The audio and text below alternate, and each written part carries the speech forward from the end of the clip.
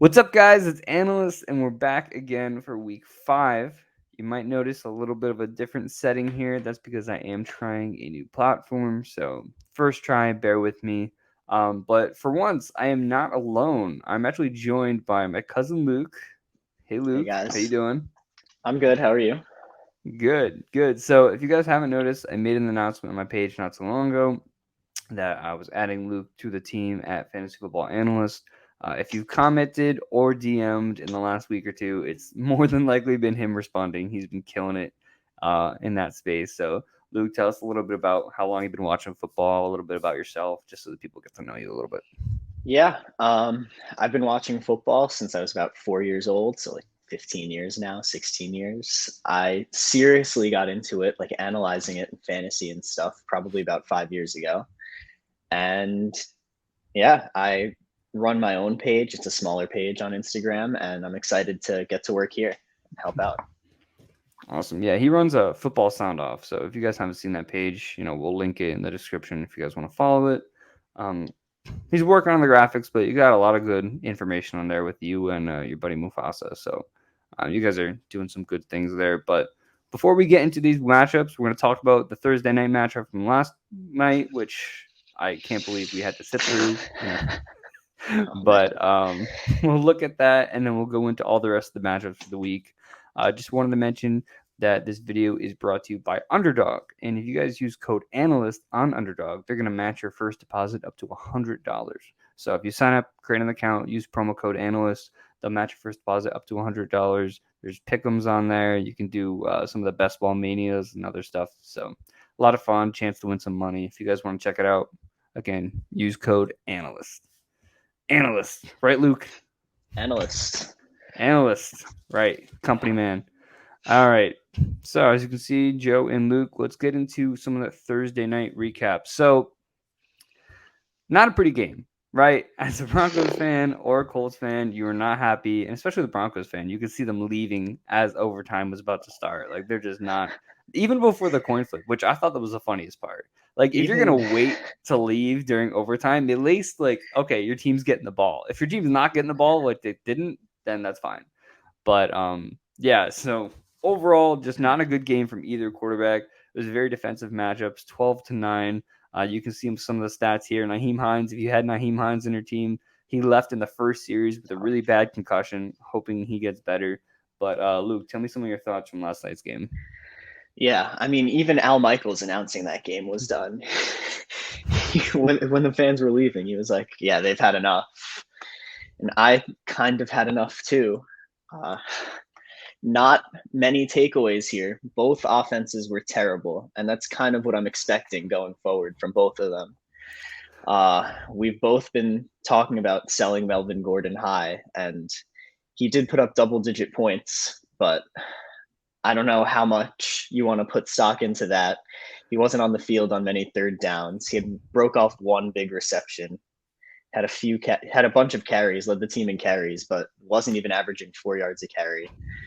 So Yeah. I would still consider selling him high in the future with that opportunity share compared to production.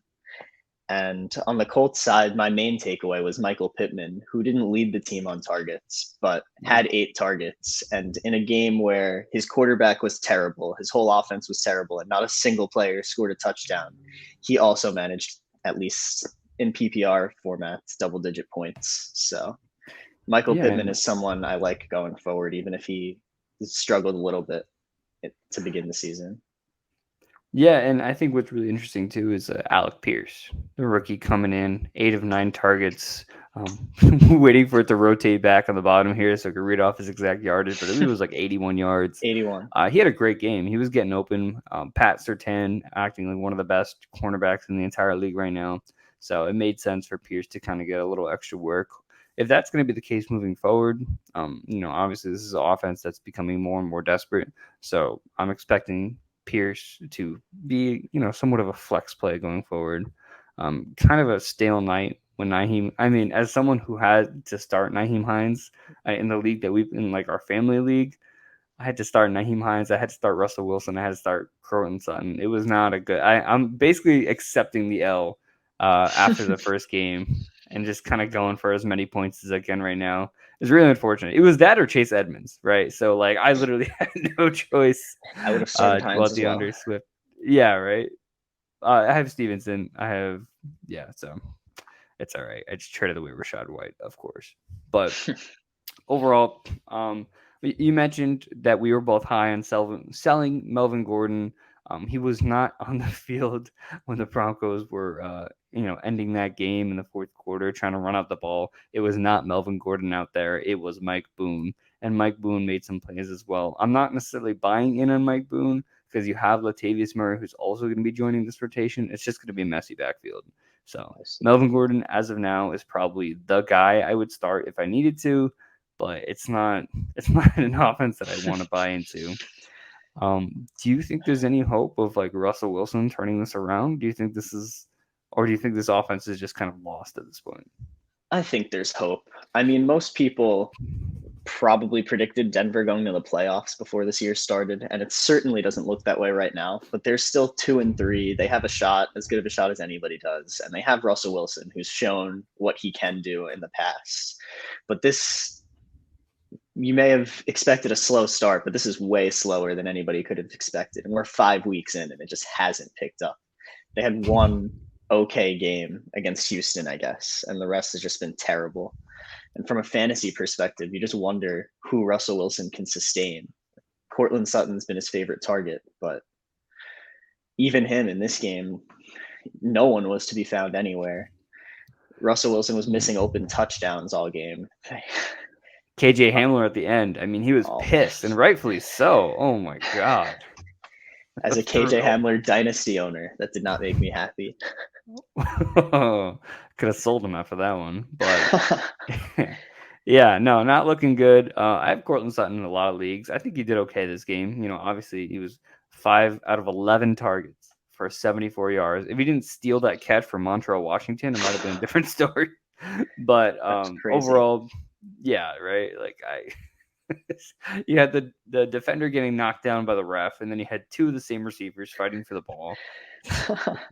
That's just TNF in a nutshell, but it's all right. We don't want to. We already wasted 3 hours of our life watching this game. I don't think we want to spend too much more time talking about this game. So let's move on to some of the games that haven't been played yet, and we're going to start with the New York Giants going into Green Bay at 9. Well, they're not in Green Bay; they're in London, but they're going to be playing at 9:30 in the morning. So I hope you guys are ready to wake up on Sunday and watch more shitty football. By the way, I don't know, like I don't have like ads or anything right now, so we can curse, but don't go overboard. All right, Luke. I know you got a dirty mouth. All right, so all right. So let's talk about the Giants real quick. I'll give my thoughts and then I'll reflect it to you. But you got Daniel Jones. It looks like he's practicing. He's going to be playing in this game. Saquon Barkley. We know who Saquon is at this point. He's literally the number 1 running back in fantasy. Nick Chubb's up there, but Saquon is basically that guy. Kadarius Toney and Wan'Dale Robinson both limited this week. Kadarius Toney just this morning was ruled out. Apparently, he injured his other hamstring now. So he was doing one hamstring, and he literally just injured his other hamstring. He's not going to make the trip to London. Wan'Dale Robinson practiced limited since Wednesday. It looks like he's going to suit up for this game. Obviously, no Sterling Shepard. I think Kenny Galladay is also hurt at this point. Not that it matters. This is an offense that's really been kind of riding Saquon as much as they can. So I think Wan'Dale, as time goes on, he's going to become more and more involved.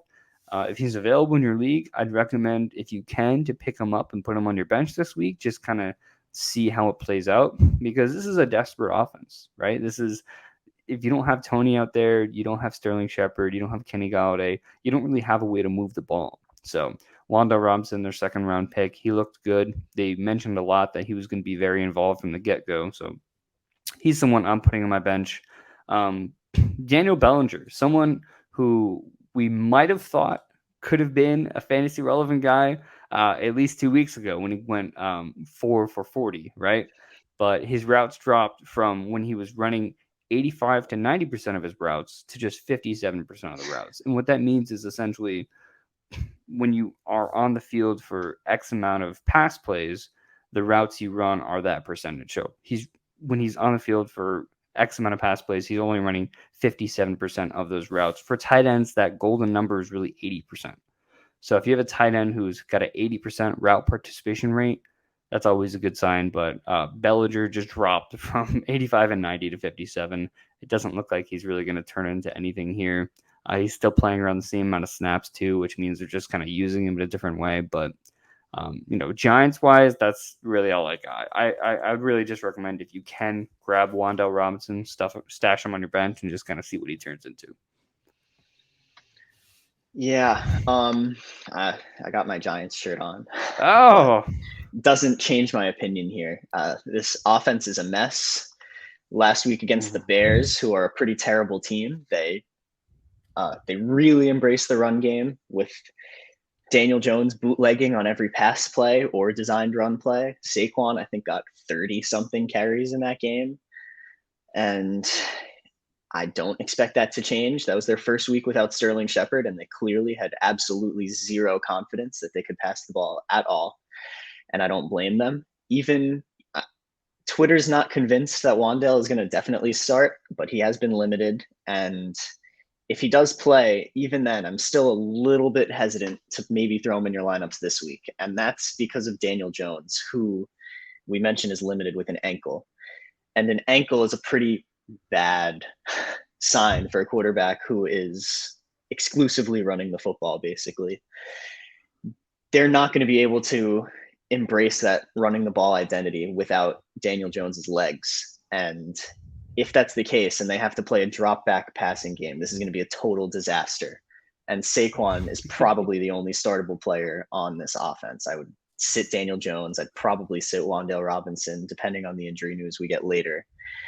And yeah, nobody else on the team is even relevant. You mentioned Kadarius Toney. Oh, man. He's had what, one about injury after another? Yep. nine different injuries in a season and a quarter so far. Who knows when he's going to get on the field? So yeah, until we get more clarity on these injuries, the Giants are just going to be a complete mess. Yeah, and that's kind of what it's looking like. It's going to be another beautiful London game, as they always get. They always get the worst games. I feel bad. Like they just, this is the NFL. Like the Jaguars have played more games there than any other team. It's like, come on. Last week's game was all right. This week or next week? No, last week they got the Vikings. Yeah, it was all right. Got into that field goal shootout at the end. Yeah, but Andy Dalton versus Kirk Cousins. Not exactly. For the standards of a London game, it was nice. But you know what? It was better than Thursday night, right? Nothing can be worse than that. Did other than memes Washington. Yeah, next week. Commanders versus Bears on Thursday night. Just when you thought it couldn't get any worse, next week.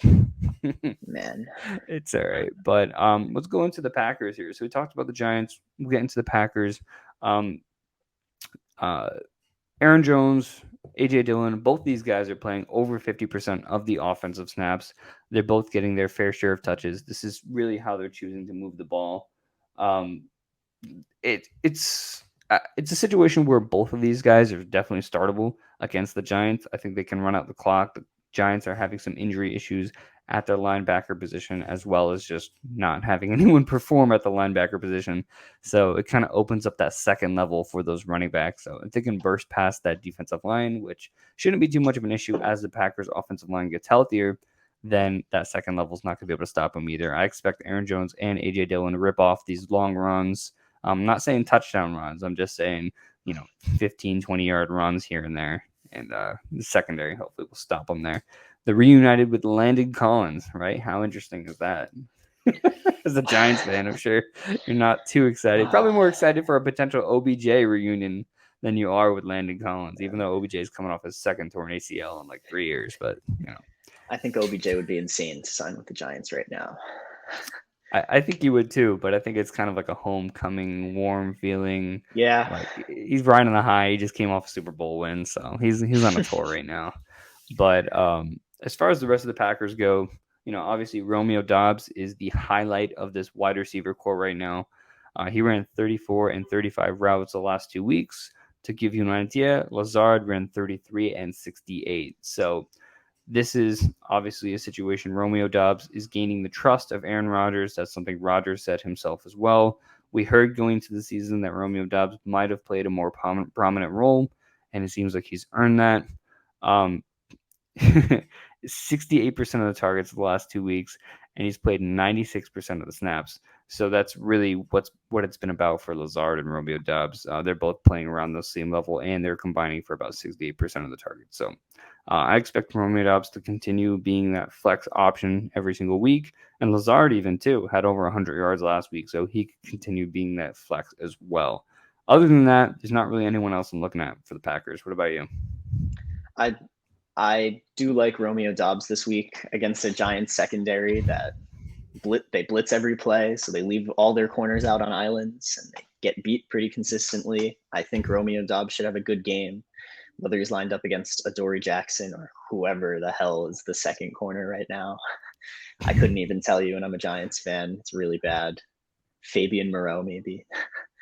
Either way, I'm expecting him to be able to get open. And as you said, Aaron Rodgers knows it, and he told everyone that he's gaining his trust. It was a likely outcome heading into the season. We knew Christian Watson would take some time. And yeah, as for Allen Lazard, I mean, he has a certain amount of upside to him, but I'm not sure this game script is going to be able to support two receivers, especially with the Packers, who want to be such a run-heavy team in games like these where they should win by a lot of points. I don't really expect much else besides Dobbs and then the running backs. And an interesting nugget is the Packers defense with Daniel Jones not being able to run. It's probably a pretty good start. I don't know if anyone plays with defenses and has the Packers defense, but if you do, that's probably a good bet there. Yeah, anymore, right? If it seems like people are kind of switching to IDP or just no defenses at all. So if you do need a defense, it seems like the Packers defense are in a good spot. Another defense that might be in a good spot this week is the Buffalo Bills going against rookie Kenny Pickett. So Kenny Pickett, after subbing in for Mitch Trubisky last week, is getting the start here against the Buffalo Bills. He threw 3 interceptions, but he did run for 2 touchdowns, and I would take that, right? I would take that over what Mitch Trubisky was doing, which is throwing 3 interceptions and not having any touchdowns. So if you're a Steelers fan, you're at least intrigued by Kenny Pickett coming in, the 2-gloved wonder. What was really interesting, and Matthew Berry shared a tweet about the target share that Kenny Pickett had when he came into the game. So when Kenny Pickett came into the game, George Pickens and Pat Freiermuth both had a 30.7% target share. Deontay Johnson had a 15.3% target share, and Chase Claypool had 7.6% target share. So Pickens had 15 targets in the last 2 games. Bills are up plus 14, according to Vegas, in this game. So Kenny Pickett's going to need to air it out in his first game starting.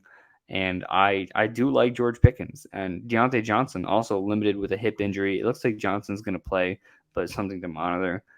Najee, also not someone who I'm overly excited to start in this game. I'm going to lower my expectations on him, even though they're already pretty low compared to what he's been doing this season. A lot of people are saying Jalen Warren's actually the better back right now.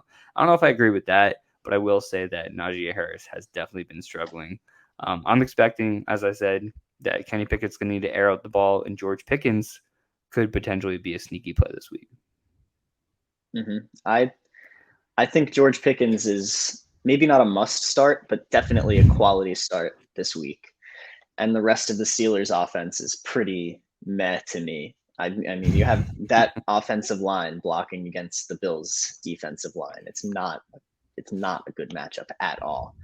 And while Kenny Pickett's going to be throwing the ball a lot of it might be down a bunch of points, in which case he's just going to look to his favorite targets, which George Pickens is going to be the main beneficiary of that.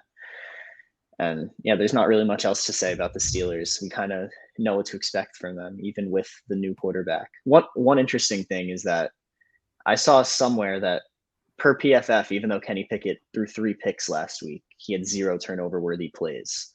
So while he threw the 3 interceptions, I wouldn't just write him off as someone who can't hold this offense together and produce some fantasy performances worthy of starting.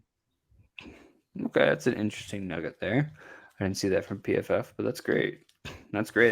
That's a good sign because, and just to clarify, a turnover-worthy play is more so like if someone were to obviously just throw a blatant interception like we saw Russell Wilson do, or like, you throw a clear, what should be an interception, and then the defender drops it, right? Like that's a turnover-worthy play. So the fact that none of Kenny Pickett's interceptions were deemed as a turnover-worthy play just means freak accidents, a good play by the defender, things like that, like tipped balls. So a lot of stuff that's not in his control, which is a good sign. Another good sign is that Singletary, over the last 2 weeks, 15 and 18 touches. He's played 88% of the snaps and 73% of the snaps.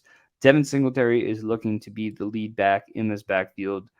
Obviously, I mentioned Bills plus 14 in this game. So if you have Devin Singletary in your teams, I think he's definitely worth a start in this game.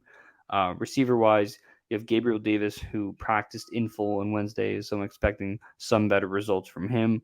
I think they're going to have Stephon Diggs kind of be shadowed a little bit by Minkah Fitzpatrick. I think they're going to have the extra safety help go his way. So it could lead to some blown coverages, and it could lead to Gabriel Davis getting open. And if that's the case, then he might be the guy. Also, Isaiah McKenzie, it looks like he's going to miss this game with a concussion, at least from the latest that I've seen.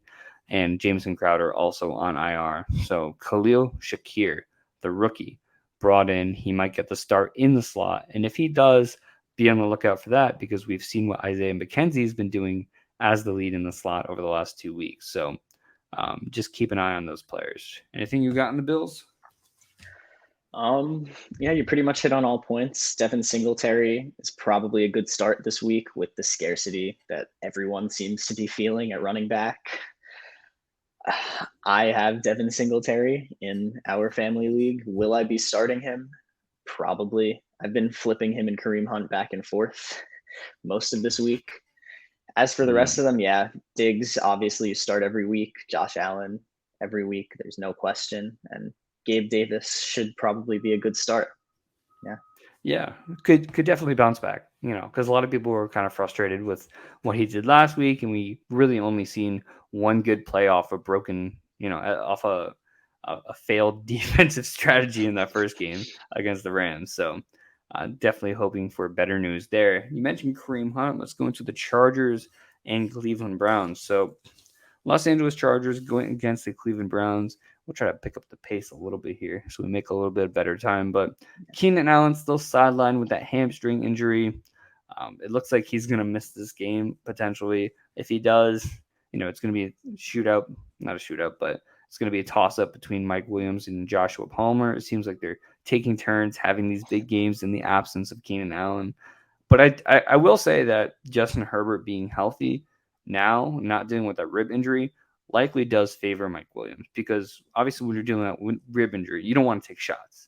And Mike Williams is strictly a perimeter receiver. He's going to be that deep ball guy, and you're not going to sit in that pocket and take those hits and try to get the deep ball off if you're dealing with that rib injury. So the fact that he's healthier, I think, works better for Mike Williams. But what doesn't work better is that they just lost their left tackle. So not good news for the Chargers. Someone you can start is Gerald Everett, who only has one game under 13 points this entire season. So those are my thoughts on some of the Chargers players. Anything else you want to add on the Chargers side for this? Yeah, I agree that with Herbert recovering from this injury, Mike Williams is probably a borderline must start. I know that a lot of teams have a lot of receivers, but Mike Williams is more than likely going to be the number one in this game, even with Josh Palmer having that one game. That was the kind of fluky game against the Jags where Justin Herbert could barely move and barely throw. So I wouldn't really put too much stock into that. I think Williams should have a pretty good game. And Gerald Everett is definitely someone to look for as a tight end. I'm sure he's rostered in just about every league, but if you have him and you're flipping him between another lineup bubble tight end, I'd definitely consider starting Everett. Unless that guy is David Njoku, who over the last 2 weeks has a 20% and 30% target share. He's dominating the snaps for the tight ends with 90%. And interesting tidbit from my guy, Laquan Jones. He does research for the NFL. He does a show with Troy King. And interesting nugget, David Njoku has scored a touchdown in his last 4 games against the Chargers. So kind of a weird nugget stat there. But hey, if you believe in things like that, it's looking like David Njoku is going to be a great start here against the Chargers. And it's going to be interesting because a lot of times with tight ends, sometimes they get a linebacker on them. Sometimes it's a corner if they're special enough. Sometimes it's a safety. And if it's a safety, I don't know how I feel about Derwin James being on David Njoku in this game. But Amari Cooper and Donovan People-Jones, they're going to have their good and bad games. Running back wise, what Nick Chubb is at this point. He's clearly just going to get the job done no matter what the matchup is. So, do you have anything else to add for the Cleveland Browns side? I do want to mention Kareem Hunt. Sure. It's been quiet, but he's been the RB22 in PPR formats somehow, averaging 12.5 fantasy points a game. But I do think this is a pretty decent matchup for him. I don't think this game is going to be a blowout necessarily either direction. I think both teams will be in it, at least sort of near the end. With that Chargers pass rush, even without Joey Bosa, it's still a pretty damn good pass rush, getting after Jacoby Brissett a little bit. I would expect some dump offs and a lot of running the football against a weak run defense. So Nick Chubb is not going to run the ball every play as good as he's been. We've seen them at least go maybe 2 carries for Chubb, 1 for Hunt, maybe a little bit less, but Hunt should get some carries. He should get some receptions, and I'd look at him as a RB2 flex option this week. Yeah, I feel that, and I'm going against Nick Chubb in like 5 leagues. I'm in 11 leagues, so I'm going against Nick Chubb in 5 of them, which means Nick Chubb is going to go off this week. And we saw what Dameon Pierce did last week against the Chargers. So, yeah, that's a good point. This Chargers run defense is not exactly great. And they weren't great last year either. They were getting trampled over last year. So, it doesn't look like much has changed there. But next game here, we got the Houston Texans going against the Jacksonville Jaguars. So we'll talk about the Jaguars real quick because James Robinson not looking good. He's kind of fallen off a little bit. His snaps have gone down. Travis Etienne is starting to get a little more involved, but I do think this is still a game where he can bounce back. We saw what Austin Eckler was able to do against the against the Houston Texans, and I think James Robinson is going to have a similar story. But that doesn't mean just because Etienne's trending up and James Robinson is trending down that I'm looking to start Etienne, because I am not. Do not get that confused. Wide receiver wise, we know what Christian Kirk is, but what about Zay Jones? Zay Jones, 24 targets in 3 games. He's acting as a starting 3 receiver for the Jaguars. So it's been Zay Jones, Marvin Jones, and Christian Kirk in the slot. So it's looking like when they're going 3 wide receivers, Zay Jones is going to be on the field. He was limited on Wednesday, and he hasn't downgraded since. So it's looking like Zay Jones is going to play. I'm in a desperate situation, again, in our home league. We keep circling back to that. But Michael Thomas is out. I got to start Zay Jones in my flex. How do you think I'm going to fare? I am not necessarily a hater of Zay Jones. I think he's an all right player, but he's been getting the targets. The last game he played, I think he had double-digit targets and receptions. They've been going to him more than they've been going to Marvin Jones. I can tell you that much. So in a game that they should probably get the job done here, the offense should look good. I think Zay Jones is startable. And you know who else has looked good is Dameon Pierce. 68% of the snaps, 20-plus touches last week, 6 targets. And after all of that, Pep Hamilton comes out and says, we have to keep finding ways to get him the ball. So, no, it's not too much for the rookie. It's, okay, we need to do more of that because he is the offense right now. Without Dameon Pierce, this offense is somehow worse on a team that has not won a game yet this season. The only team that has not won a game yet this season. So, Dameon Pierce to the moon, ride him out every week, must start player. Clearly, the Texans got trampled last week, and they were still giving Dameon Pierce the ball. 6 targets is a huge improvement because the last domino to fall for Dameon Pierce to be that workhorse was him getting the receptions over Rex Burkhead, which he just crossed that threshold. So, Dameon Pierce, you got to start this guy every single week. Brandon Cooks is going to do what Brandon Cooks does. I think the game script's going to favor a little bit more of a passing late into this game, but they're going to try to establish the run with Dameon Pierce first. But do you have any thoughts on the Texans? Yeah, I wrote word for word exactly what you said. Pierce is officially a Wow. must start every week. Exactly. Yep. Nice. And as for Brandon Cooks, he has a pretty solid floor with the targets he's been getting, almost double digits every single game at this point. And I mean, he's really the only established receiver that team has. Clearly, Davis Mills. I don't know if Davis Mills is actually making the reads out there, but clearly Pep Hamilton trusts him, if anything. And I think Brandon Cooks should be on your radar to start almost every week as well, at least in consideration for it. I'm starting him most weeks. He just has too good of a floor to pass up. Yeah, I feel that. Like, he's not going to score, but he might get like 7 catches for 70 yards. Yeah, I believe he scored last week. Did he score last week? I think so. I think he had a little garbage time touchdown. Oh, could be. But hey, like you said, he usually has that good floor with or without that touchdown, so it's a good thing. All right. I can't even make like a funny, talk about good floor because neither of these teams have it. Chicago Bears at the Minnesota Vikings. Oh, man. I don't really have any notes on the Vikings. I feel like we kind of know who the Vikings are at this point. Like, Justin Jefferson had that bounce back game. Adam Thielen's been that consistent flex play. Dalvin Cook's not looking great, but if you drafted him first overall, you're going to start him. So I don't really have too much else to add on the Vikings. What about you?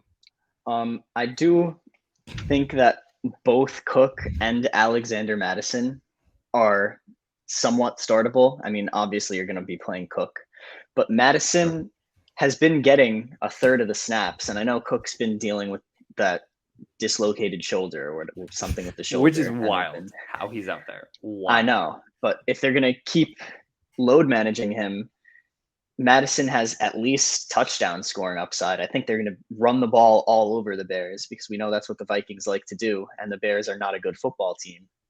So I would expect both of them to see plenty of field and plenty of touches.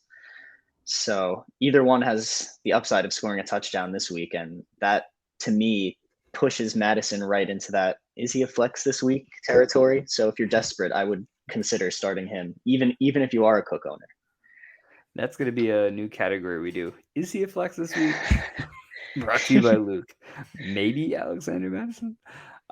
Yeah, no, I feel that. And last week it was Madison who came in and scored that touchdown. So this week it could be either, could be both, could be neither with, the way these teams have been going. Tom Brady said himself, not a lot of good football going on right now. So definitely.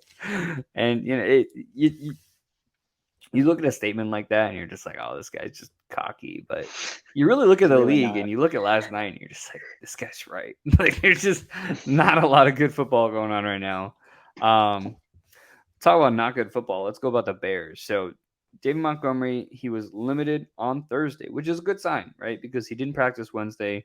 We originally thought it would have been a high ankle sprain, which could have knocked him out for 4 to 6 weeks. After missing one game, it's looking like he's going to play. He practiced on Thursday. If he gets another practice in on today, which is Friday when we're recording this, and he doesn't get a setback, then I would fire up David Montgomery. Obviously, we're going to have to watch to see if he's going to be on some sort of pitch count or if they're going to limit him at all. But if he's playing, I'm starting, right? Because look at this offense. That's really the only thing they have going for them. They're like averaging completing less than 15 passes every single week. Some weeks less than 10 passes. And Justin Fields is just not passing the ball. Last week, they got Darnell Mooney a little more involved, but I'm not betting on that this week. So the only Bears player that I would consider starting is David Montgomery if he's playing. And if he's not playing, I would consider starting Khalil Herbert. Yeah, and obviously the Montgomery situation is something to monitor. I was shocked when I looked at the injury report and saw that he was practicing again and likely to play. That was insane to me. But if you enter one of those muddy situations where it just feels like Montgomery is going to maybe play and have a few snaps but be limited, if obviously running back is so few and far between to find starters with, but if you have other options and that's the situation you find yourself in, I would even consider benching both of them and just staying away from the Bears entirely. But if not, it does look like Montgomery is going to play, and there's definitely a likelihood that he just goes back to his workhorse role, or at least something close to it. So yeah, there's not much else to say. Yeah, there's not much with the Bears here. So let's roll on with the Detroit Lions, the New England Patriots. It's funny because I'm a Patriots fan living in New Jersey, and you are a Giants fan who is currently residing in Boston, correct? Yep. So I want to hear after how that transition has been for you, how Boston fans are to you as opposed to how New York fans are to me. It's going to be a tough sledding. But talk about tough sledding. Mac Jones dealing with a high ankle sprain, and he's pushing to play in this game after missing just 1 week and seeing Bailey Zappi come in and almost take his job. Yes, as a Patriots fan, I'm going to say that. I've never been a fan of Mac Jones. I don't realistically, is Bailey Zappi close to taking Mac Jones' job? Absolutely not. But I did like what I saw from Zappi to come in and take the Packers into overtime with no receivers, basically just relying on the running game. He looked fine out there, right? Like not great, but he looked fine, which is an improvement over what we would have saw from Brian Hoyer if he actually played. So speaking of Brian Hoyer, he is on IR with a concussion. I guess when you just get that old, or if you had concussions throughout your career, you need a little more time. But Bailey Zappi is going to be the backup to Mac Jones. Interesting to see. I'm not hoping Mac Jones gets hurt, I'm just kind of hoping that Mac Jones takes time to come back.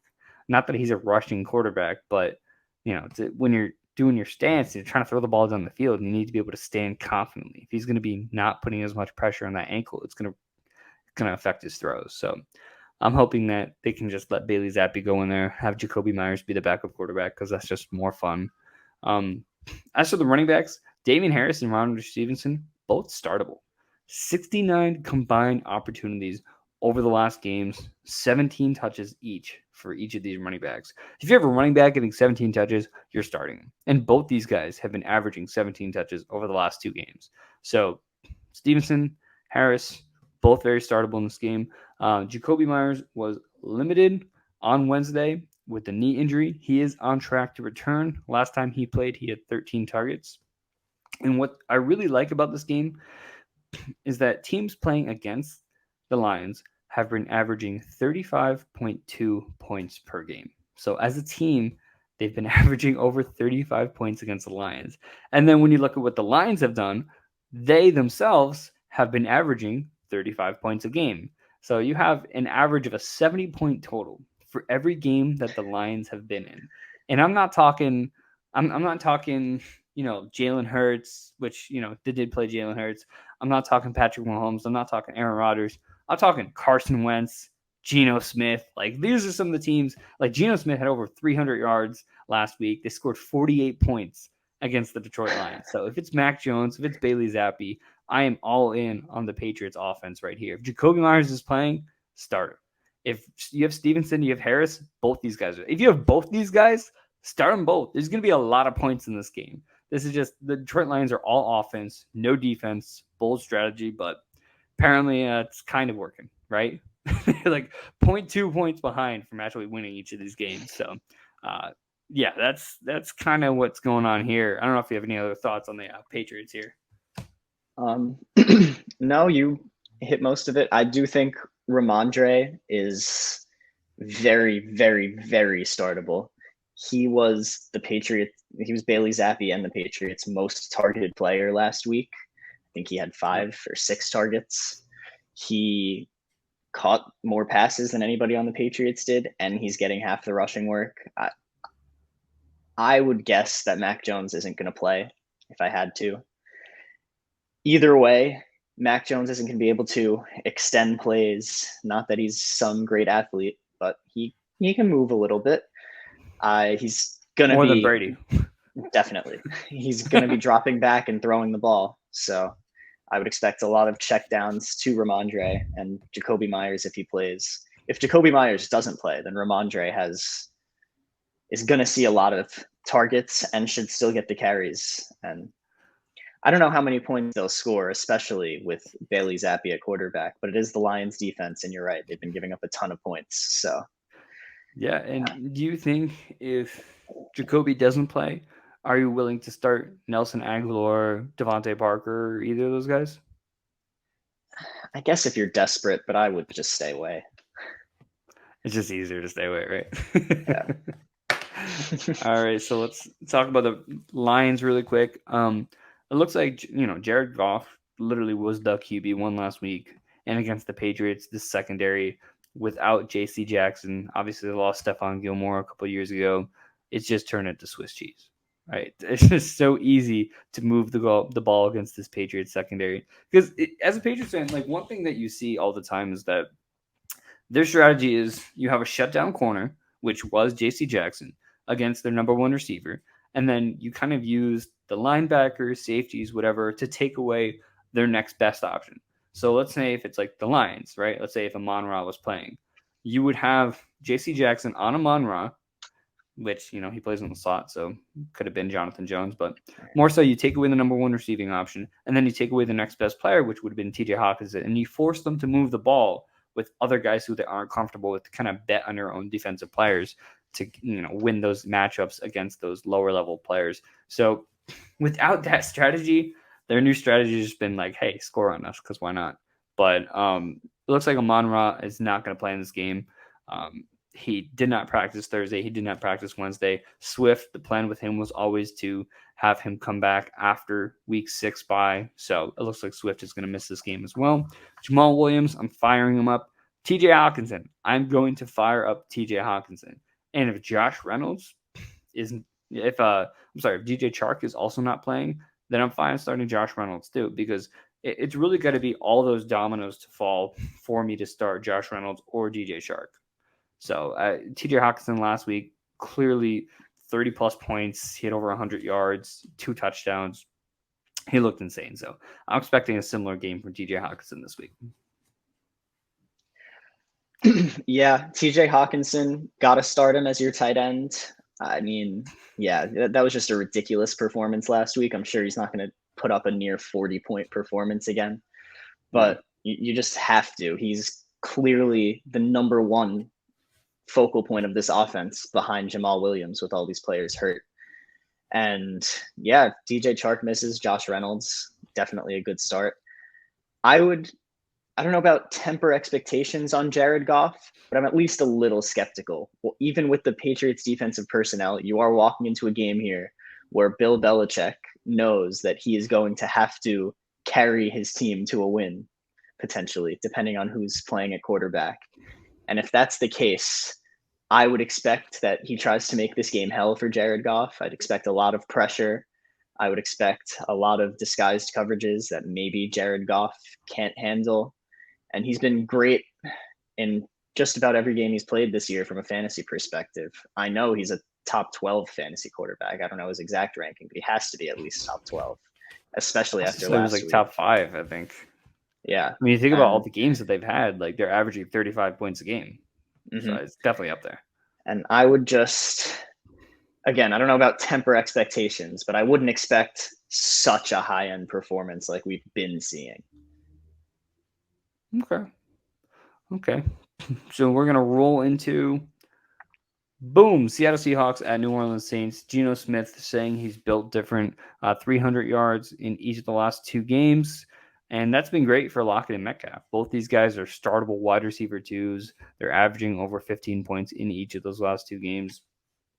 I think what's going on here is that they're letting Geno cook. They never let Russ cook, but they're letting Geno cook, and it's working. I mean, he's completing his passes, and the fact that he's got these 2 receivers is definitely helping. Running back-wise, I mean, Rashad Penny, it looks like he did practice Thursday. I think he was in full, matter of fact. So it's really interesting. We thought he might have been in danger of missing this game, but he did practice in full. He will play in this game against the Saints. He had 69% of the offensive snaps last week. Any other thoughts on the Saints here? I mean, on the Seahawks? Yeah. Geno has been capable of sustaining good games for DK Metcalf and Tyler Lockett. So if you got him, why not start him, I guess? And as for the running back thing, it does seem like Penny is going to play. I wanted to kind of organize your thoughts about Ken Walker, because I know a lot of people drafted him relatively highly. He's just not really seeing the field. I know Penny's playing about 2/3 to 3/4 of the snaps every game. Penny has been one of the most efficient running backs per those weird analytics I just know that No. PFF loves him this year. Twitter loves him this year. And even Travis Homer is seeing the field a little bit, I think. And I don't know. They don't seem to be embracing Ken Walker the way that maybe the Jets have been embracing Breece Hall or the Texans have been embracing Dameon Pierce. So I wanted to know what your thoughts were. I mean, clearly you can't really start him right now, but just for the future. No. And, one thing that Pete Carroll is known for is not embracing his rookies. He's not going to embrace. We saw what he did with Rashad Penny. I mean, this is like, what, year 4, 5 for Rashad Penny? We're finally seeing him hit the field, as opposed to, Ken Walker. Loud noises. But Ken Walker, look, it's going to take an injury. It's going to take an injury to Rashad Penny for him to be even worth it, because even if he theoretically sees more work, he's not going to outpace Penny. If anything, it'd be a split, and you don't want to split on this offense. I know they've been doing well, but you don't want the RB2 with Seattle. He's got my bench. He's a stash play right now. And remind you, this is only his second week. This is his third week, because he missed a couple games to start out the year. This is going to be his third week actually active on the roster. So, yeah, just give it a little bit of time. Penny's known for obviously getting injured. So if that does happen, it could open the door for Walker to come in and make some plays. And he's making the most of his touches too, right? So he's making good plays. I saw some highlights of him. He was moving the ball very well, but it's just going to be a matter of him getting that opportunity. Let's talk about opportunity. The Saints looks like they're going to be without Jameis Winston and without Michael Thomas, leading a lot more opportunity for Chris Olave, the guy you won't trade to me. Imagine this was all just like a big setup for me to just like force you to trade me Chris Olave. It's just like, Never. Hey, Luke, give me Chris Olave. I tried to pry him off Luke's hands a couple weeks ago. You know what's so funny too? In our home league, he was on waivers, and as one of the teams who I think it was like, I think I started 0-2. So I was like, okay, I got a really good shot to get Chris Olave right now. And because the league is on ESPN, I sent a trade to someone, and I tried to pick up Chris Olave, but it wouldn't process the waiver claim because the player I was trying to drop was a part of a trade that got rejected. Oh. So because I had a trade out there, I couldn't pick up Chris Olave. And if I had Chris Olave, it would solve a lot of my problems. But he ended up going, I think, to Kyle, who was like 3-1 or something. So fantastic work by me. But I guess it's not worse than drafting DJ Moore over Saquon Barkley. Oh, man. I had to bring that up once, right? Yeah, don't make it seem like I did that on purpose. No, it wasn't. Why is DJ Moore at number 22 on ESPN's draft board anyway? My question is, why was Saquon Barkley all the way in the third round? I should have drafted him in the first over DeAndre Swift. And it was the third round, and I was going to pick him. And when I went to go, I guess my Mac has the tap click on the mouse pad. And I guess I tapped DJ Moore a little too hard. Trying to delete him, and you accidentally drafted him. Yeah, Chris Olave, he's getting the targets with Michael Thomas out. You got to start him. I don't care who's at quarterback. And yeah, I don't know about Alvin Kamara. I don't know if he's going to play. I think it might be trending in that direction that he does. But if he does, I feel like him and Andy Dalton are kind of like a match made in heaven, like the end of Drew Brees' career, where he was dumping off to Kamara every single play. He would get 10, 11 receptions a game and half the carries. So if Kamara plays in full, I would expect him to get back to maybe not where he has been in past years, but definitely RB1 territory for sure. Yeah, I agree. That's a great point. And, it looks like Alvin Kamara is going to play. He was practicing, and he did say that he wanted to be in this game. So expecting him to play. We're going to try to pick up the pace. We got 1, 2, 3, 4, 5, 6, 7, 8 games left. We're about halfway through, a little over halfway. So talk about the Miami Dolphins, New York Jets. Breece Hall, the takeovers here, right? I mean, he's out-snapping, out-touching Michael Carter at this point. He is an every week must start. He's very involved as a pass catcher, regardless of this matchup. I really do like Breece Hall going forward. As for the receivers, we know what Garrett Wilson is at this point. We saw Corey Davis come in and have a big game last week, but Elijah Moore has more. Elijah Moore has ran more routes than any other wide receiver in the entire league. And that's according to Alex Caruso, one of my buddies, Fresh Fantasy, but 189 routes in 4 games. So I think, what we saw last year with Elijah Moore as a rookie, he did a lot of his best work with Zach Wilson. Zach Wilson coming back, Elijah Moore running more routes than any other receiver in the entire league. I think it's the clock is ticking for Elijah Moore to have that big breakout game. It could happen here against the Miami Dolphins with the extra attention on Garrett Wilson and on these running backs. So I definitely don't hate Elijah Moore in this game. Tyler Conklin as well. He's someone that's been producing on a weekly basis, more so with Joe Flacco. Kind of fell off a little bit last week, but definitely a good, desperate tight end if you're in that situation. So I'll go over the Dolphins real quick, and if you have any thoughts on the game as a whole, we'll get into that. But Teddy B's getting the start here with Tua finally getting some rest. I don't know if you've seen, but literally the doctor was like, Tua, you should retire like immediately after suffering like 2 concussions in that short amount of time. Like, you need to retire because it could be devastating if you continue to play in the NFL, which kind of scary. But I think this isn't the first time that Tua has been told to retire, right? If you looked at his serious injury in college, I think his hip? I don't remember. His hip was like replaced, or I don't know. It was like serious injury. They didn't know if he was actually ever going to play again, but he ended up actually playing again. Now they're telling him to not play. So we'll see how that rolls over. But Raheem Mostert, he's officially taken over as this team's RB1. 18 opportunities last week, 72% of the offensive snaps. As a Chase Edmonds being forced to start him, I hate that.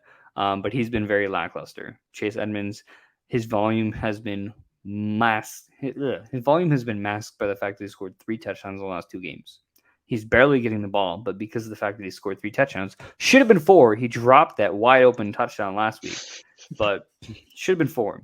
But it's 28% of the snaps last week. I'm just not excited about Chase Edmonds going forward. Raheem Mostert looks to be an RB2. Any thoughts on this game? Yeah, I wanted to mention Tyler Conklin. I'm not expecting much from him. Clearly his volume came with Joe Flacco looking for his big targets, and he had a pretty awful drop in last week's game against Pittsburgh, and they kind of just stopped going his way after that. It led to a Zach Wilson interception, and they just kind of stopped looking at him after that. Elijah Moore had the chemistry with Zach Wilson last year. I think it's bound to come back, even if he wasn't necessarily his favorite target last week. There's always a chance that he could break out. And just one note on the Dolphins is Teddy Bridgewater did not look great throwing to Mike Gesicki last week. There were 2 plays, but the one that everyone remembers was the one that ended the game, where he just threw the ball right into the defender's lap. Yep. And it's because Gesicki went one way and he thought he was going the other. So Gesicki hasn't really been a focal point of that offense. I know he has a few touchdowns, but he hasn't really been a week-to-week start. And I'd probably stay away from him again this week, just out of caution. I agree. And it looks like Tyreek Hill also popped up with a quad injury, but he just had a rest day and he'll be fine. So he'll be playing in this game. Moving along here to the Atlanta Falcons at the Tampa Bay Buccaneers. So we'll talk about the Tampa Bay Buccaneers first. Tom Brady dealing with the divorce, apparently, allegedly. We'll see. And also dealing with a shoulder and finger injury. It looks like he's going to play in this game, though. At least he said so himself. It was nice to see Rachaad White kind of get more involved last week. That's what they said they wanted to do. It's kind of bold when a team actually says they're going to do something and then it happens. And we're kind of seeing that this season. The Texans are like, all right, we need to get Dameon Pierce the ball. And they did. And then the Buccaneers are like, oh, we're going to get Rachaad White more involved. I'm like, all right, it's like BS coach speak. Like, we're not actually going to see Rachaad White play over Leonard Fournette. And then he did. And he scored a touchdown. He looked great. I think he did have a fumble, though, unfortunately. But regardless, Rachaad White looked great. He seems to be a weekly flex play. Potential emergency plug-in at your running back, too, if you're desperate. Mike Evans, Julio Jones, Chris Godwin should all be playing in this matchup. I think all of these guys are startable. Julio Jones, more so. I want to see him healthier. I think he's also dealing with a torn PCL. So might want to stay away from that. As for the Falcons, I think there was a situation where Marcus Mariota threw an interception in like the third quarter, and then they didn't run a single pass play for the rest of the entire game. Absolutely nuts. Like, if you really think about that, like, that is so beyond crazy. And they won, right? Did they win last week? They Am I, did. am I correct? They won.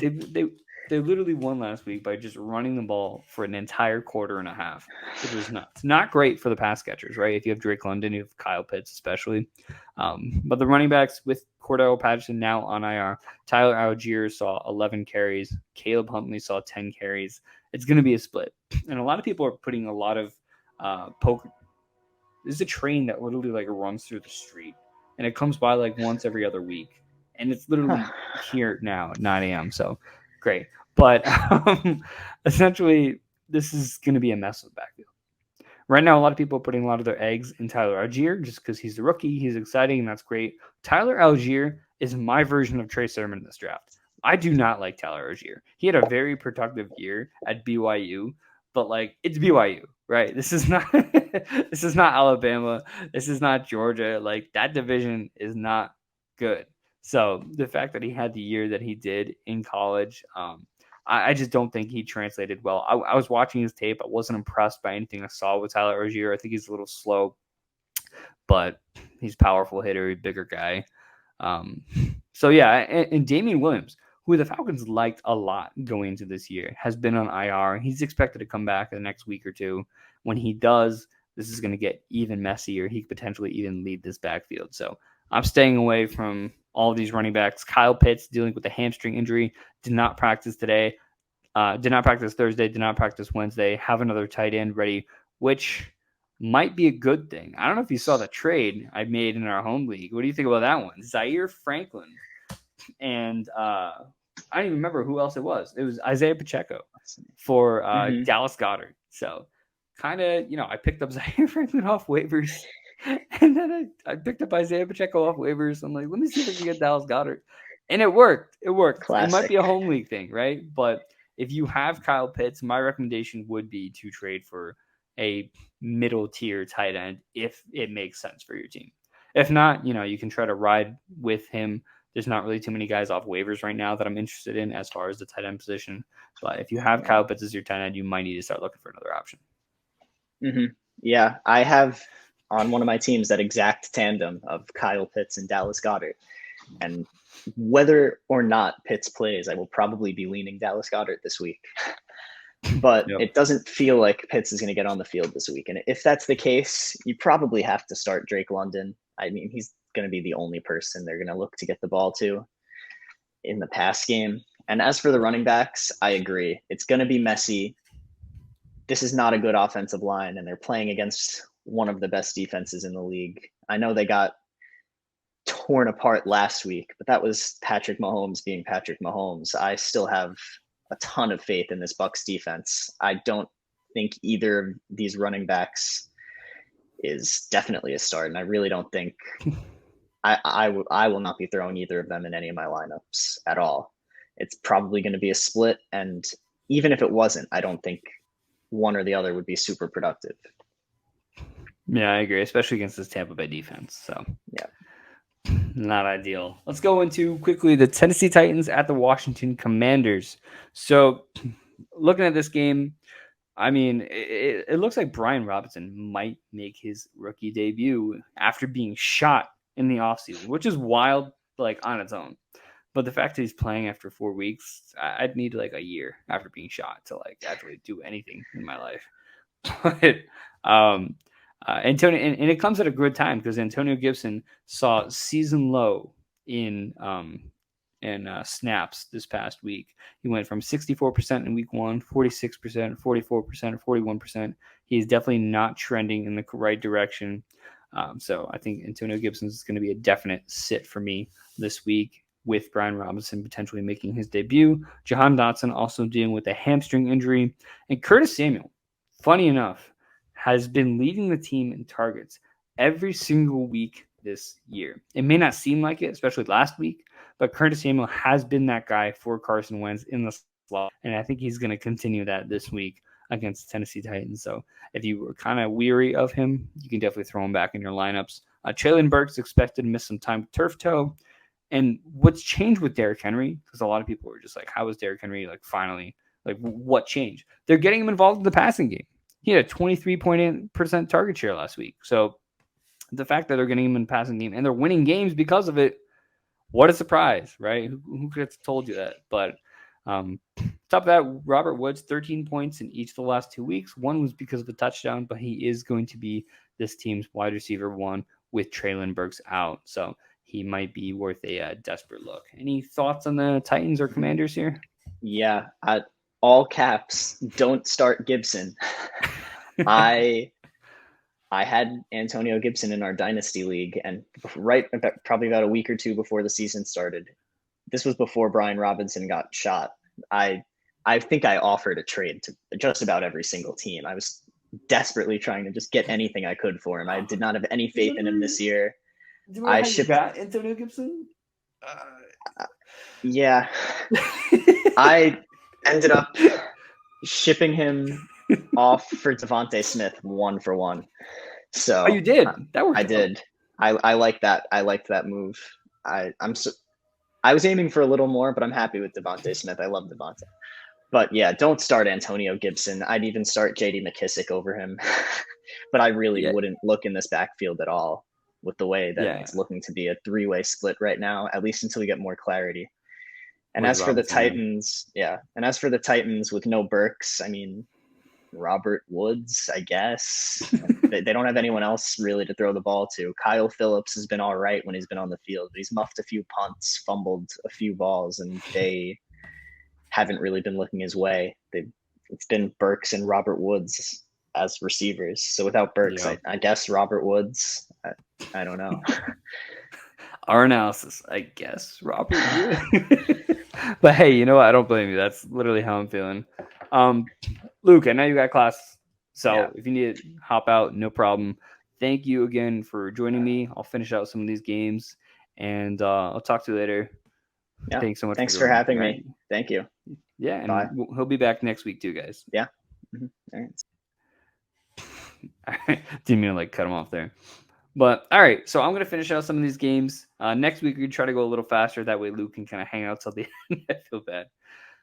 But we got San Francisco 49ers going against the Carolina Panthers. So this is going to be a great game for the 49ers defense. Not that they didn't have a great game last week, but Baker Mayfield cannot move the ball in this game. Jeff Wilson and Deebo Samuel are going to be operating in this offense. What's really interesting is Jeff Wilson played 66% of the offensive snaps. Tevin Coleman played 2% of the offensive snaps, meaning 32% of the time on offense it was either just Kyle Juszczyk or just Deebo Samuel in that backfield. So they're only using Jeff Wilson as their primary running back 66% of the times. And the other 30+%, they're just rolling it with Deebo, which is great news for Deebo, right? Because he had a little bit of a bounce back last week. He's getting more involved as the runner. He's playing that wide back position like we all wanted him to. So that's great. Otherwise, I mean, George Kittle obviously didn't have a hot game. He's just not getting targeted as he has in the past. This is going to be a game where 49ers are going to be up. They're likely going to end up just running the ball out. For the Panthers side, don't really have any notes here. Don't trust DJ Moore. Christian McCaffrey is really the only startable guy there. So I'm going to try to run through some of these guys. Philadelphia Eagles at Arizona Cardinals. This is, into the 4 o'clock games. Not super high on James Conner. This is going to be a game where the Cardinals are going to be down. Conner's averaging 3.2 yards per carry. We're hoping some volume comes this way, especially as the pass catcher. I think he can manage to get 10-plus points based off volume alone, but I'm not going to bet on it. So I would lower my expectations on James Conner in this game. As for the receivers for the Cardinals, Marquise Brown, over the last 2 weeks, 34.4% target share, 29.3% target share. This is the Marquise Brown we wanted for the Arizona Cardinals, and we're finally getting him. So excited about that. I'm going to keep rolling him out there. Rondell Moore, he's going to be playing in the slot. If I am correct, with a high spring, Kwity Paye update. Not too much breaking news there, but Kwity Paye is supposed to be out 4 to 6 weeks. I just want to double check this because I had it in my notes. But yeah, Avonte Maddox, who's going to be playing in the slot, or at least in the nickel, against Rondale Moore, is not practicing Thursday. He may not make this game, meaning Rondale Moore is going to have a good matchup in the slot. He kind of came in and totally replaced Greg Dortch. So I think if Maddox misses, then Rondale Moore is going to be a sneaky start in this game. This is going to be, again, a game where Kyler Murray is going to have to air the ball out. They're going to be playing from behind, at least, I think. The only tight ends with more targets than Zach Ertz through 4 weeks is Travis Kelce, Mark Andrews, and Tyler Higbee. That's it. Zach Ertz has been getting a lot of targets. I expect him to continue his success in this game. As for the Eagles, Miles Sanders currently a top 10 running back. Game script's been in his favor. He's getting those carries. He's being efficient with his touches. I'll start Miles Sanders in this game. A.J. Brown, Devontae Smith. Devontae Smith is a bit tricky. He's going to be kind of a volatile guy. He's going to have big games. He's going to have bad games. I think this is a game where I don't think the Cardinals have been all that good. So I think the Eagles are going to get up early, and then it's not going to be too much left for Devontae Smith. So I'm not high on starting Devontae Smith this week.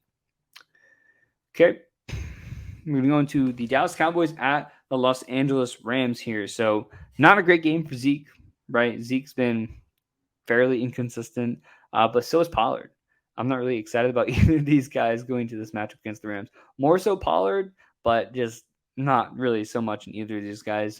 Dalton Schultz now healthy, hoping he doesn't put up another goose egg in this game. We didn't really see George Kittle have a great game against the Rams, so not really much to take away as far as how they're going to play against tight ends. But one thing we did see is that Debo had a great game, especially on the perimeter. I think CeeDee Lamb's not going to have too much issue with Jalen Ramsey. Jalen Ramsey not been great this season. He did have that game-winning interception a couple weeks ago, but there was nothing that we've seen from Ramsey that's been impressive thus far. Week 1, he got torched by Stephon Diggs, and I think CeeDee Lamb's going to have a good time here. So CeeDee Lamb, I'm not shying away from starting. When it comes to the Rams, these running backs are an absolute mess right now. Dallas Cowboys have one of the best front sevens in the entire league.